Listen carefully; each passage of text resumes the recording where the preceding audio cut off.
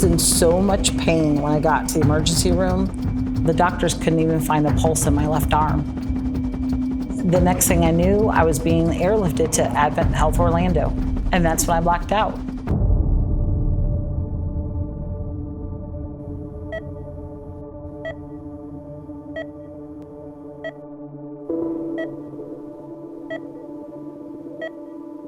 When Carla arrived to the emergency room, you could tell that she had been through a lot already. She's only 44 years old. Definitely this is rare for her. It's somewhat unusual to see patients with lack of circulation to the arm. Most of the time when we see this is in the legs.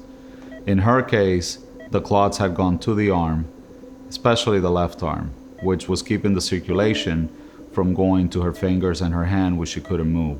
Initially, we took Carla to surgery the first day and was able to take a lot of the clots out.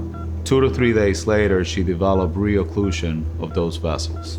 Over the next 3 days, she actually had 3 to 4 vascular surgeries in which we had to take her back to surgery to try to get more circulation to the arm. We knew we had to do something. It was not working.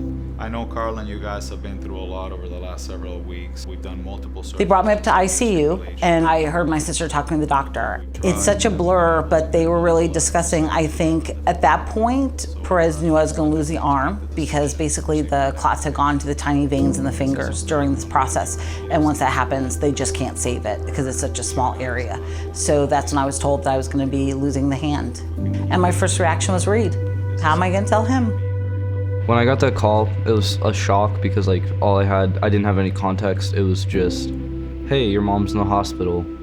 I wasn't expecting it to be as bad as it was.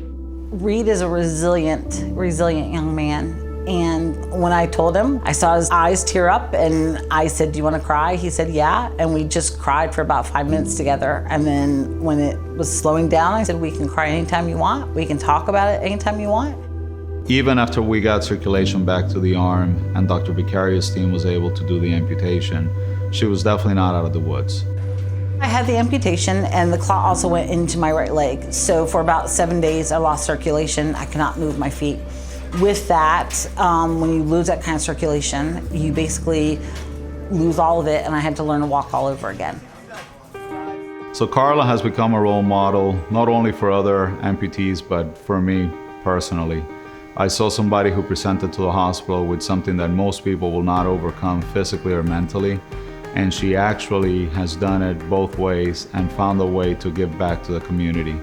Before this happened, I had about 25 years customer relations experience, and so I wanted to take what happened to me and pair it with that experience, and now I work for Sky Orthotics and Prosthetics, and I get to, again, help other individuals get their prosthetic and get on with their new life and their new norm.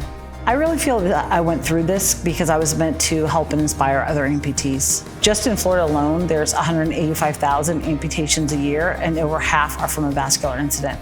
Hi, Mr. Davis. I'm a patient relations manager. I am the first person that somebody will see after limb loss. I'm there to let them know what the process is going to look like. My arm is not about me, it's about others, and it's about being a beacon of hope, and it's about being somebody that can say to others, in our darkest moment is our brightest dawn. I would tell someone who's new to this that it's going to get better, that there is, again, light at the end of that tunnel, and that life doesn't stop.